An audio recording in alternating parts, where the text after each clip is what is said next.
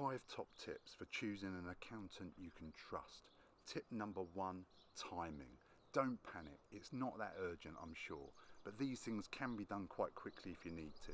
It doesn't all need to be done in advance of looking for contracts, but of course it might help. So do some research by all means, for example, the differences between a limited company setup and an umbrella company setup. Start the process early if you can, and the good news is my accountants only charge you once you start your contract, so there's no need to delay things really. Tip number 2 is responsibilities. You need to understand what they will do versus what they won't do for you. For example, they're going to help you set up your company, work out your taxes, and arrange all things like payroll for you. But they won't do things like your monthly business expenses. So before you make up your mind, make sure you understand who does what. And remember, you are ultimately responsible, not the accountant. Tip number 3 today is user experience. And by user experience, I really mean whether you want an online service or a face-to-face accountant. So there's pros and cons, of course, to both. So think about what really feels right for you. Maybe you like the idea of a face-to-face accountant, building that sort of direct relationship with them. Or maybe you're a bit like me, I prefer things to be online and I can see my accounts anytime, anywhere.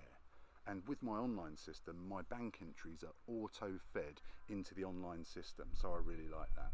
And with my accountant, I can actually go and visit them if I need to, so I actually get the best of both worlds.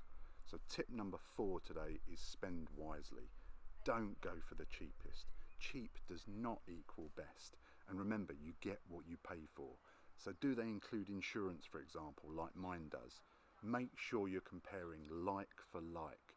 Remember, ultimately, you are responsible, not your accountant. And most people don't want the tax man knocking on their door in a few years' time.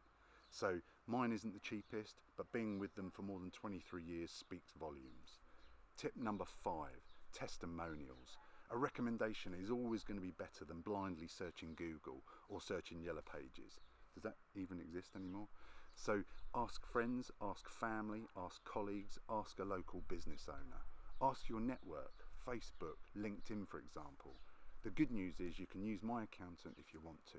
I've been with them for 23 years. I know, like and trust them, and they include insurance. If you'd like to find out more, then just reach out to me. You won't be disappointed. So that's 5 top tips for choosing an accountant you can trust. T for timing, R responsibilities, U user experience, S spend wisely, T testimonials. I hope you found it useful. So if you've enjoyed this video today, could you do me a small favour?